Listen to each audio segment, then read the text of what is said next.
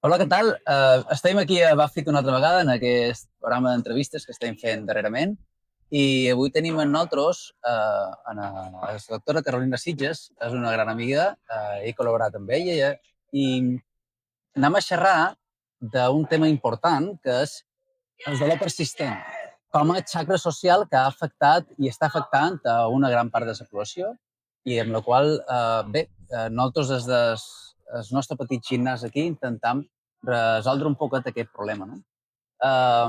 Dit això, doncs anem a presentar a nosaltres la doctora Carolina Sitges. Carolina, Un muy placer. buenas, ¿cómo estás? Muy bien, muy bien. Encantada de estar aquí.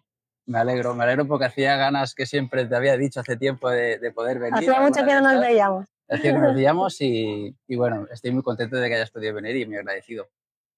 El tema que estamos hoy aquí y que nos concierne, pues es un tema que le afecta a mucha población, que hemos dicho antes, y yo me gustaría un poquito, para iniciar la entrevista, poner un poquito en contexto el dolor, ¿no? Porque a veces se considera que es como un enemigo, eh, y en verdad la evidencia dice un poquito todo lo contrario, ¿no?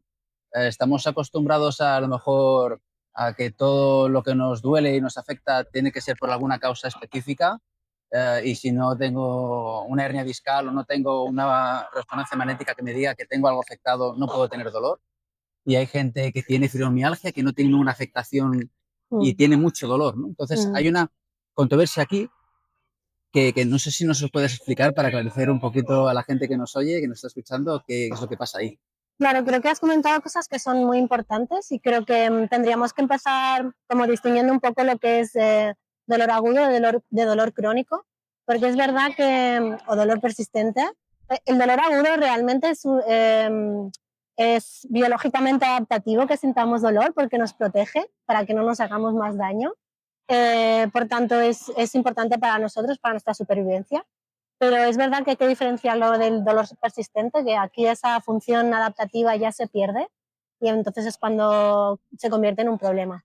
Otra de las cosas que has comentado que me parecen interesantes es que no tiene por qué haber una causa física que explique ese dolor, ¿no? Has puesto el ejemplo del síndrome de fibromialgia, eh, en la que no hay ninguna evidencia en ninguna prueba radiológica que explique ese dolor que tienen Uh -huh. generalizado en el cuerpo.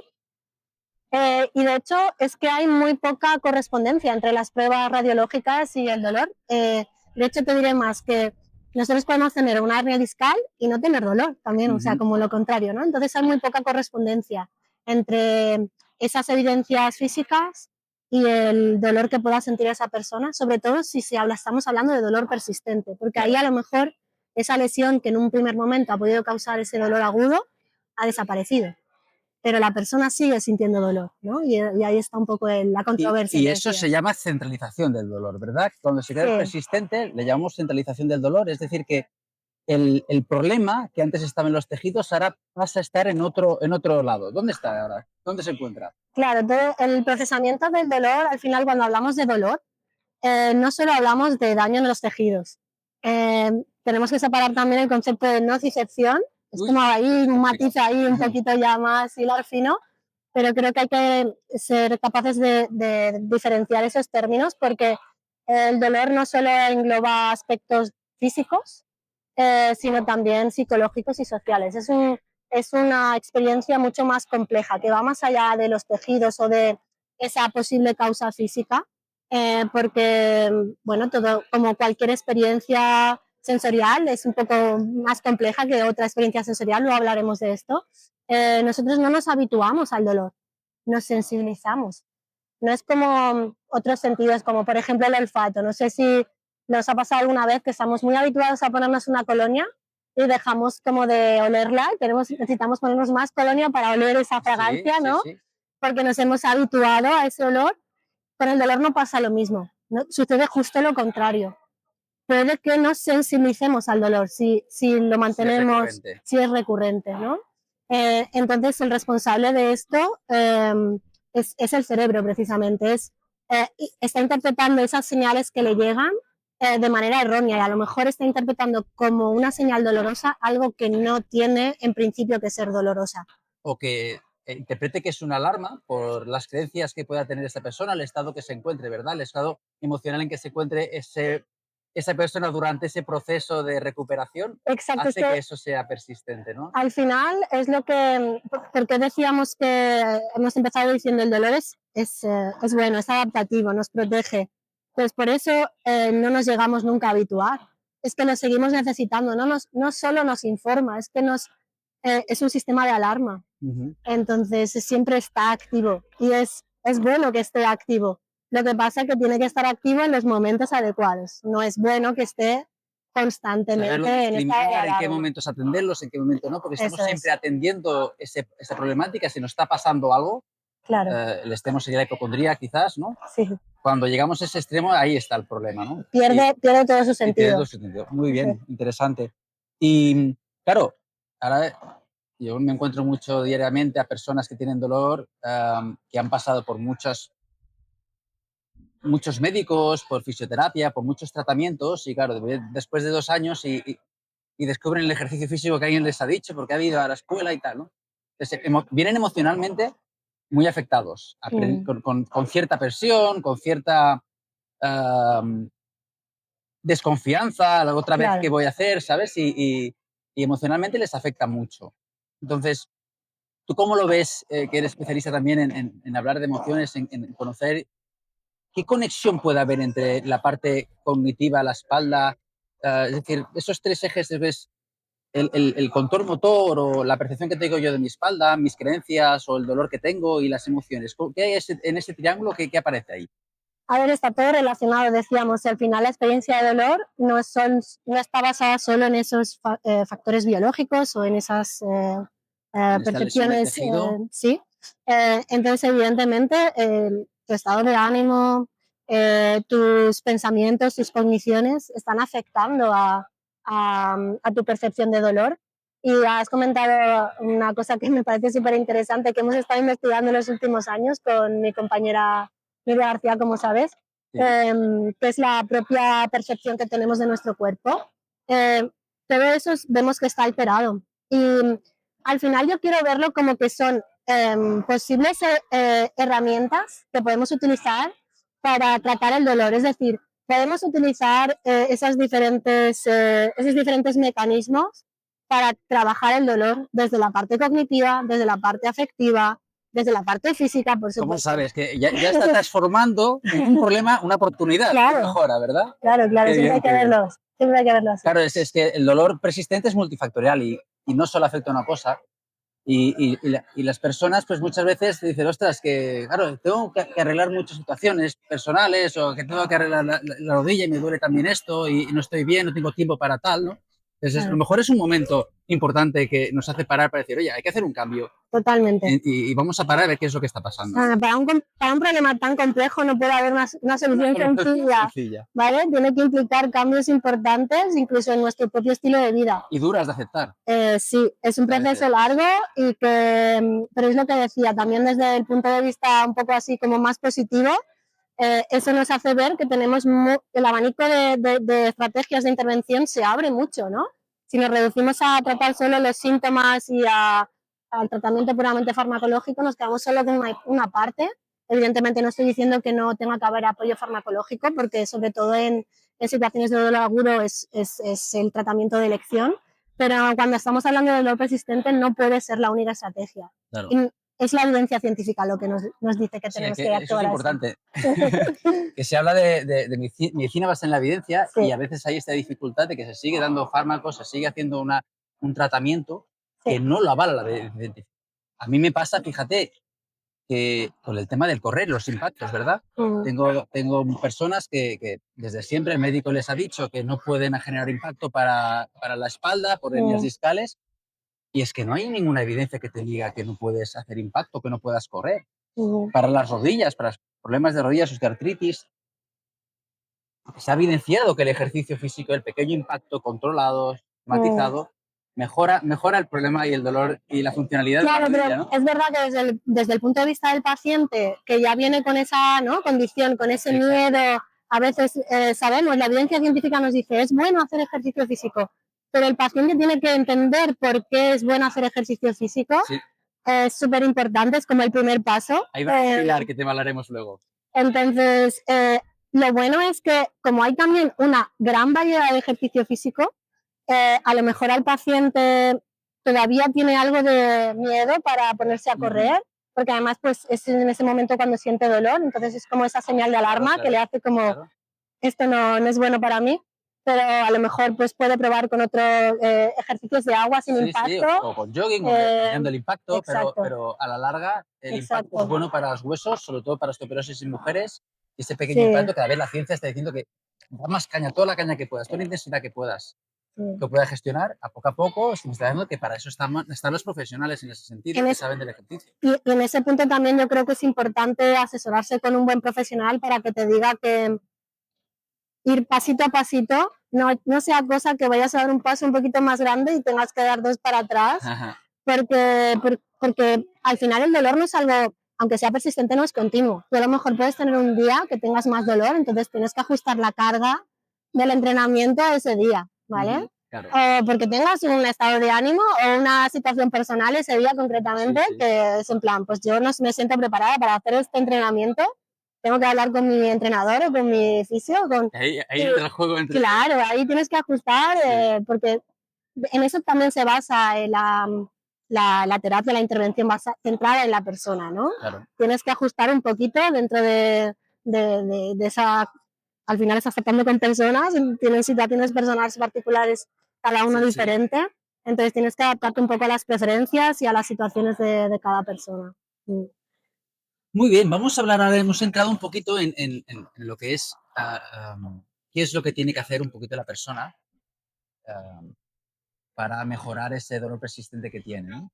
Entonces ahí entramos dentro de a quién delego yo esa responsabilidad sobre mi salud y claro, y hay una tendencia actual, la tendencia actual es que, claro, el sistema sanitario o todos los profesionales sanitarios debieran atender esa problemática que tiene la persona, ¿no? Y sí, pero estamos delegando responsabilidad individual en la responsabilidad de otra persona, cuando la responsabilidad individual es lo primero que debe tener en cuenta la persona en esa problemática. Al final creo que los profesionales de la salud lo que nos tienen que dar son las herramientas a las personas y guiarlas para que esas personas las usen. Tenemos que darle autonomía a esa persona para que sea el protagonista de ese tratamiento, de esa intervención, y los profesionales de la salud lo que tenemos que hacer es guiarle en ese proceso. Pero evidentemente el protagonista es la persona que está sufriendo esa patología. Estamos hablando ahora de dolor persistente, pero eso yo creo que sería extrapolable a cualquier patología persistente, ¿no? Entonces, y estamos hablando de generalmente dolor osteomuscular, ¿no? Muy bien. En este proceso de responsabilidad individual que tiene la persona, ¿qué dos pilares la ciencia ha dejado bien claro que es sí o sí? Claro, aquí si tú quieres que una persona vaya más allá de tomarse una medicación cada 8 horas y tenga que poner mucho de su parte para que eso salga adelante, primero tiene que entender por qué lo hace. No tienes que explicarlo solo cómo lo tiene que hacer, ¿no? Las pautas que tiene que seguir el tratamiento, sino por qué. Porque si no, no va a haber adherencia y no va a haber motivación para que esa persona la... Estás hablando de educación, proceso educativo. Claro, lo principal, el pilar fundamental, que la evidencia científica lo respalda, es la educación. Ese es el pilar fundamental. Y después, una vez que el paciente entiende, podrá llevar a cabo ese proceso terapéutico y podrá estar motivado y podrá seguir el tratamiento. Si no, es imposible, imposible hacerlo. Y cuando... ¿Qué crees que hace que cuando la persona inicia ese proceso de educación, entiende lo que le pasa, hace el esfuerzo para hacer ejercicio físico, para dormir mejor, para reducir su estrés, todas esas cosas, ¿qué es lo que empieza a cambiar en su sistema nervioso central? ¿Qué hace que mejore? Bueno, al final no solo son cambios a nivel del sistema nervioso central, al final has comentado ya muchos factores que implican no solo factores biológicos, creo que estás ahí implicando factores psicológicos, factores propios del contexto, cambios en el estilo de vida. Nosotros, al final, todo lo que hagamos en todos esos diferentes niveles va a estar afectando a nuestro cerebro, a nuestro sistema nervioso.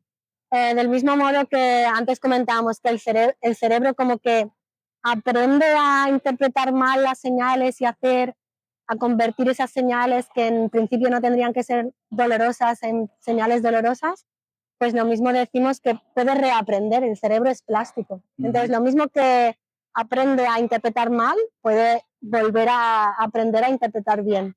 Entonces, pero tenemos que educarlo. Entonces estaríamos hablando de romper un cierto tipo de conexiones cerebrales para establecer otras nuevas, ¿no?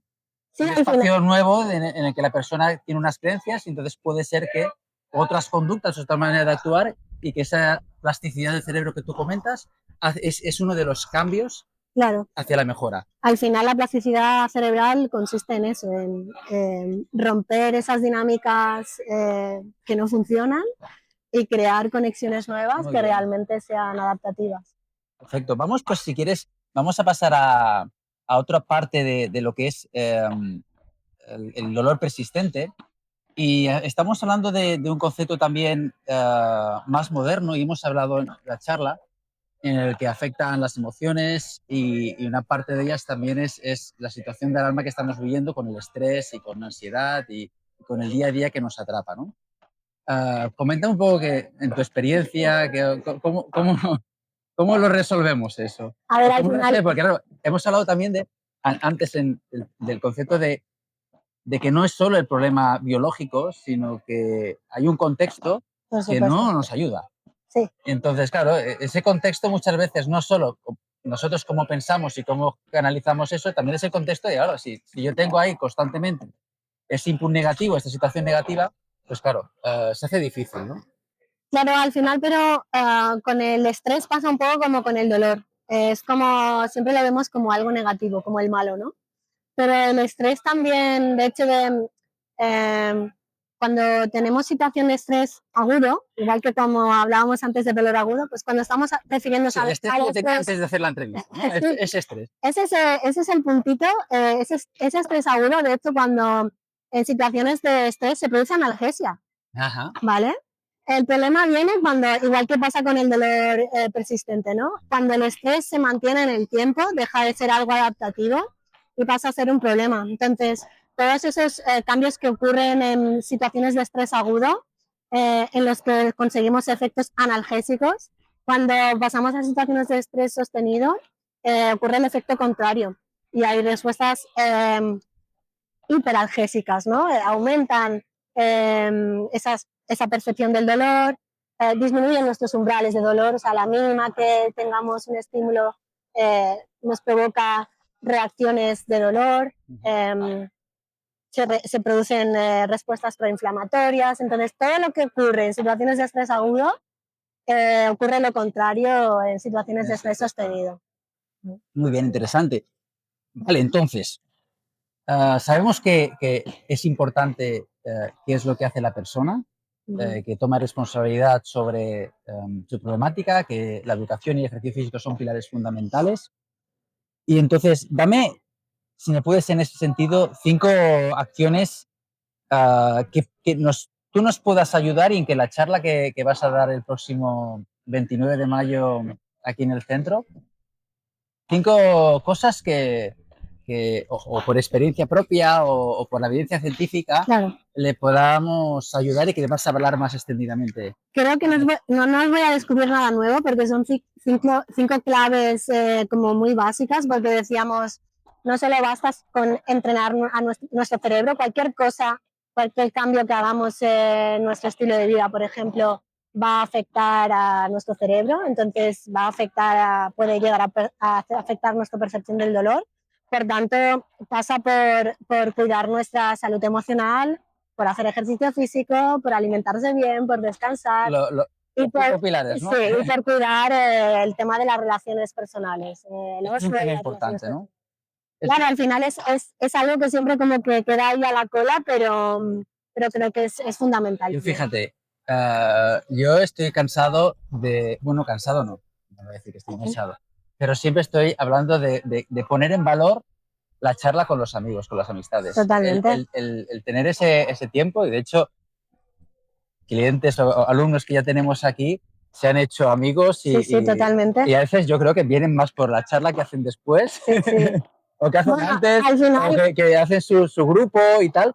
Y eso es lo que queremos hacer también con el Backfit Day, que es estas jornadas que hacemos el 29, de crear esta que decimos en mallorquín de germaná, Sí, esa sensación de comunidad, de ¿no? comunidad que a la vez protege y nos da fuerza, ¿no? Sí, totalmente. Que nos ayuda, que nos hace sentir que no somos los únicos que tenemos el problema, las problemáticas, no caer en estar diciendo todo el rato los problemas que tengo, sino que ser más positivos y hacer cosas, experiencias, y llenar de experiencias positivas, agradables que nos gusta hacer en grupo, ¿no? Al final, además, cuando no nos gusta hacer cosas, o bueno, nos da pereza, ¿no? Sí, sí.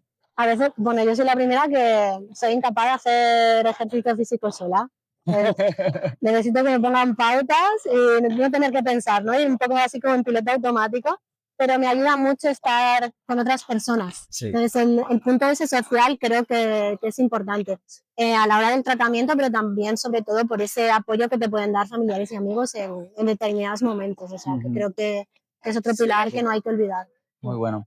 Muy bien, vamos a ir acabando con la entrevista, con un bloque en el que puede resultar controvertido, porque yo no estoy en un sistema sanitario, me dedico a la salud. Ya lo comenté en la anterior entrevista que tuvimos con Laura, con la doctora Laura Moreno. Y claro, hablar del sistema sanitario cuando no estás dentro, pues es un poquito complicado, ¿no? Pero recibimos ciertos inputs desde... Aunque no sea de dentro, lo puedes ver desde fuera, ¿no? Lo podemos ver desde fuera. Sí. Entonces, en ese sentido, en cómo nosotros vemos desde fuera a otros profesionales que nos dedicamos a la salud, a que no somos profesionales sanitarios como tal, ¿cómo ves el sistema sanitario que está enfocando actualmente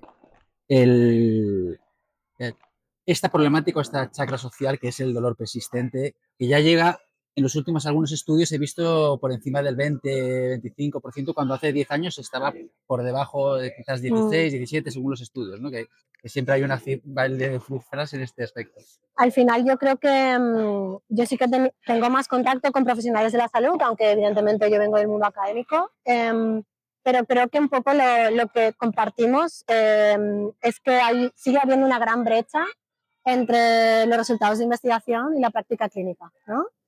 Y no sé por qué motivo cuesta tanto acercar y hacer más pequeña esta brecha, pero tenemos que seguir luchando. Yo creo que estamos aportando nuestros granitos de arena. O sea, que vamos 20 años o lo que sea por delante de la investigación de lo que realmente se está haciendo. Al final yo creo que tenemos datos de evidencia científica que nos dicen qué es lo que tenemos que hacer. Lo que pasa es que creo que teníamos, antes lo comentábamos, ¿no?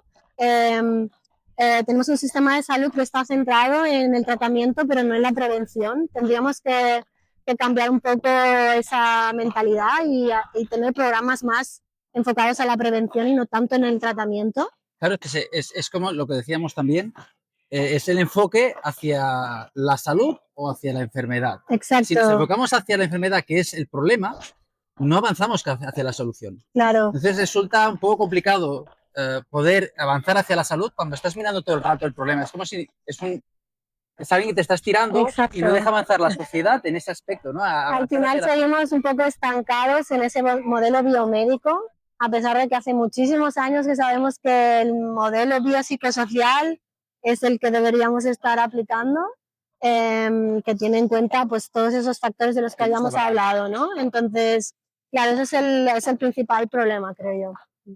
Muy bien. Y ahora, fíjate, te voy a poner en un compromiso. Le voy a preguntar que si ella fuese responsable política o tuviese algún cargo de administración político y le dijesen 3 cosas que serían las primeras líneas de acción, ¿cuáles son las que serían, o qué tomarías tú?